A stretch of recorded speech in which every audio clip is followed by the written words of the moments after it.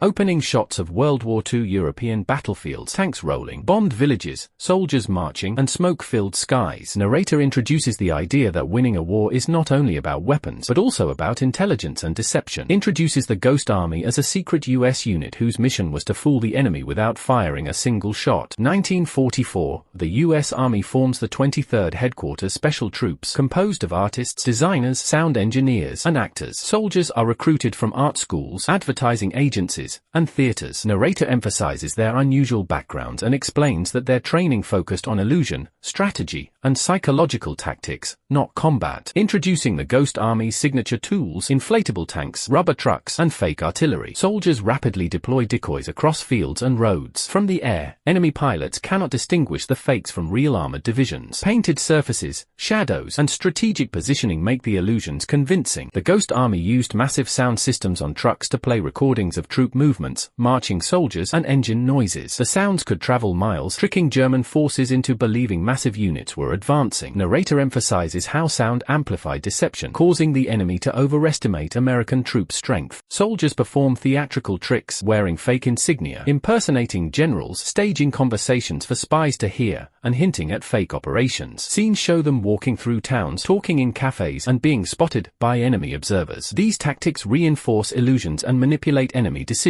The Ghost Army protects real units during river crossings and frontline advances. Inflatable tanks and decoys create the illusion of overwhelming strength, drawing German fire and attention away from real assaults. Narrator stresses that these operations likely saved thousands of lives. Operating close to enemy lines was extremely dangerous. Soldiers were lightly armed, relying entirely on deception. Scenes show tense moments, adjusting decoys near enemy positions, avoiding patrols, and coordinating sound and visual illusions. Narrator emphasizes the courage and precision required to succeed. After the war, all Ghost Army operations remained classified. Soldiers returned to civilian life and were forbidden to speak about their missions. Archival photos, documents, and reenactments illustrate the secrecy. Narrator highlights that for decades the public had no idea of their critical role. In the 1990s, the Ghost Army's missions were declassified. Historians reveal over 20 major operations where decoys and sound successfully manipulated enemy forces. Scenes include archival footage, interviews, and reenactments. Narrator emphasizes the unit's creativity, ingenuity, and strategic impact. Closing shots, peaceful modern landscapes, archival photos of Ghost Army soldiers, and animated reconstructions. Narrator explains how their work influenced modern military deception, psychological operations, and strategic planning. Concludes, sometimes the most powerful weapon is not the one you see, but the one your enemy believes exists. Fade out with a sense of legacy, creativity, and courage. This story proves that the most powerful weapon of World War II wasn't firepower, it was deception. If you enjoy real stories that sound unreal, this channel is for you.